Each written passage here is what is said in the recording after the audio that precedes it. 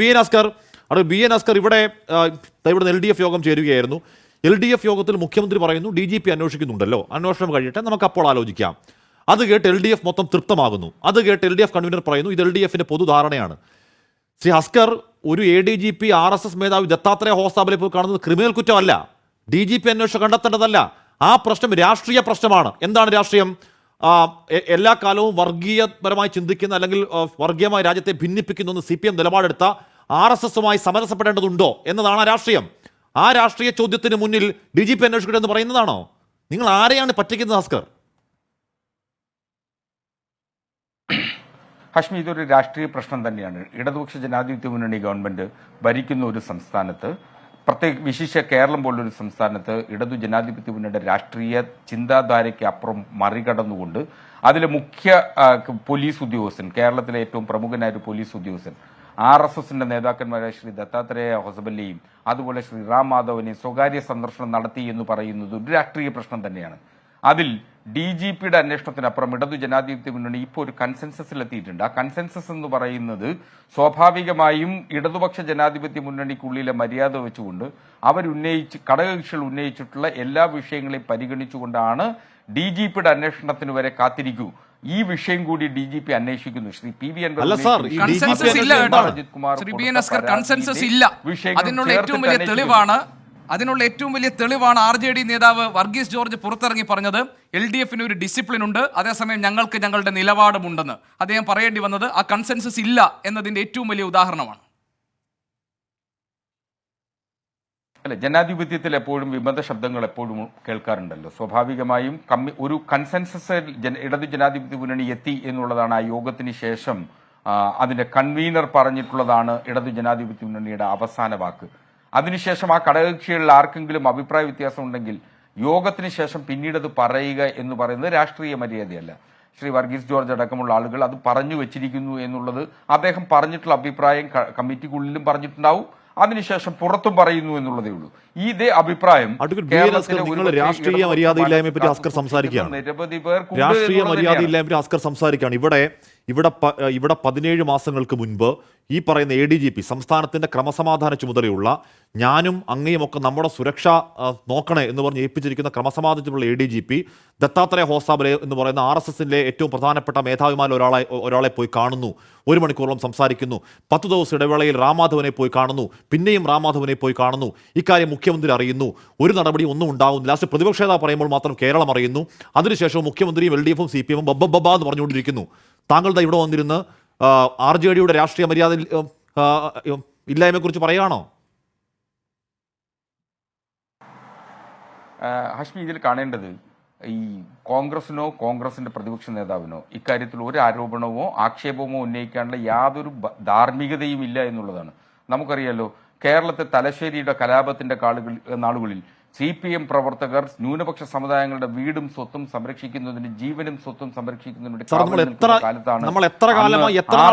കാര്യാലയങ്ങൾക്ക് സംരക്ഷണം BJPയിലേക്ക് പോകുന്നതിന് ചർച്ച ചെയ്തു. അവിടെ എന്താണ് ഷായ്ക്കാവുന്ന KPC അധ്യക്ഷൻ പറഞ്ഞതിന് ചർച്ച ചെയ്തു.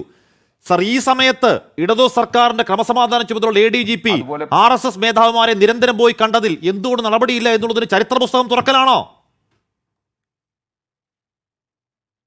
അങ്ങനെയല്ല ഹാഷ്മി ഇതിനെ കാണേണ്ടത്. ഇത് പറയേണ്ട ആളുകൾ അതിന്റെ ധാർമ്മികതയോടെ, ഗുരുജി ഗോൾവാൾക്കറുടെ ജന്മശതാബ്ദി ആഘോഷത്തിന് തിരിതെളിച്ച മനുഷ്യൻ RSSന് എതിരെ പറയുകയും RSS നേതാക്കന്മാരെ കണ്ടു എന്നൊരു സർക്കാർ ഉദ്യോഗസ്ഥൻ കണ്ടു എന്നുള്ളതിന് ഇടതു ജനാധിപത്യ മുന്നണിയുടെ ഗവൺമെന്റിനെയും മുഖ്യമന്ത്രിയെയും ആക്ഷേപം ഉന്നയിക്കുന്ന എന്ത് ധാർമ്മികത എന്നുള്ളതാണ്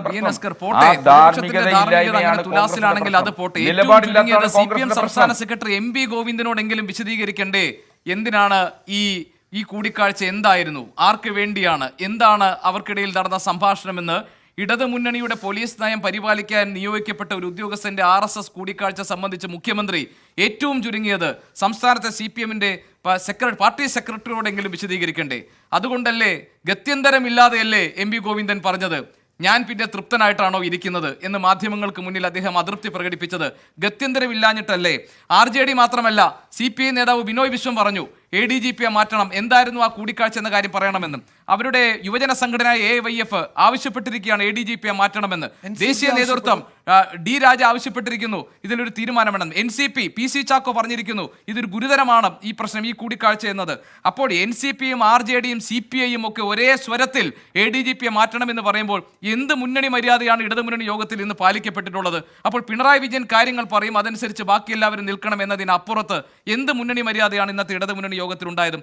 കൺവീനർ TP രാമകൃഷ്ണൻ പറയുകയാണ് കണ്ടതല്ല പ്രശ്നം, ADGP RSS നേതാക്കളെ എന്തിനു കണ്ടു എന്നതാണ്. അതാണോ ഇടതുമുന്നണിയുടെ രാഷ്ട്രീയ സമീപനം ഈ വിഷയത്തിൽ? താങ്കൾക്ക് ബോധ്യമുണ്ടോ അങ്ങനെയാണെന്ന്?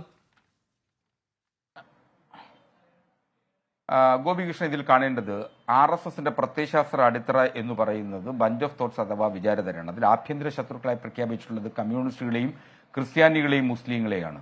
സ്വാഭാവികമായും കമ്മ്യൂണിസ്റ്റുകൾ നിരന്തരം RSSന്റെ രാഷ്ട്രീയ ധാർമ്മികതയ്ക്കെതിരെ പൊരുതുന്ന രാഷ്ട്രീയ പ്രസ്ഥാനമാണ്. അപ്പോൾ സ്വാഭാവികമായും RSS നേതാക്കന്മാരെ കാണുക എന്ന് പറയുന്നത് ഒരു കമ്മ്യൂണിസ്റ്റ് മന്ത്രിസഭയുടെ കാലത്ത് അതിന്റെ രാഷ്ട്രീയ അധികാരവും പോലീസ് അധികാരവും കൈയാളുന്ന ഒരു ഏമാൻ ചെയ്യാൻ പാടില്ല. അത് CPIയും അത്തരത്തിൽ അതൃപ്തി ഉണ്ട് എന്നു തന്നെയാണ് അതിലെ സാധാരണ പ്രവർത്തകരുടെ ഹൃദയം പരിശോധിച്ചാൽ നമുക്ക് മനസ്സിലാവാനാവുക. അതിനപ്പുറം ഇതിലിപ്പോ ഒരു സാങ്കേതികമായി ഇക്കാര്യത്തിലൊരു അന്വേഷണം നടക്കുന്നുണ്ട്. ആ അന്വേഷണത്തിന്റെ ഘട്ടം കഴിയാതെ നമുക്കൊരു വിചിന്തനത്തിലേക്ക് എത്തുക എന്ന് പറയുന്നത് അപ്രാപ്യമായിട്ടുള്ള കാര്യമാണ്. അതുകൊണ്ടാണ് ഇടതു ജനാധിപത്യ മുന്നണി ഇന്ന് കൂടിയതിനു ശേഷം അതിന്റെ കൺവീനർ TP രാമകൃഷ്ണൻ ഇക്കാര്യത്തെ സംബന്ധിച്ച് വളരെ കൃത്യമായി നിങ്ങളോട് സംവദിക്കുകയും എന്താണ് ഇടതുപക്ഷത്തിന്റെ നിലപാട് എന്ന് പറയുകയും ചെയ്യുന്നത്.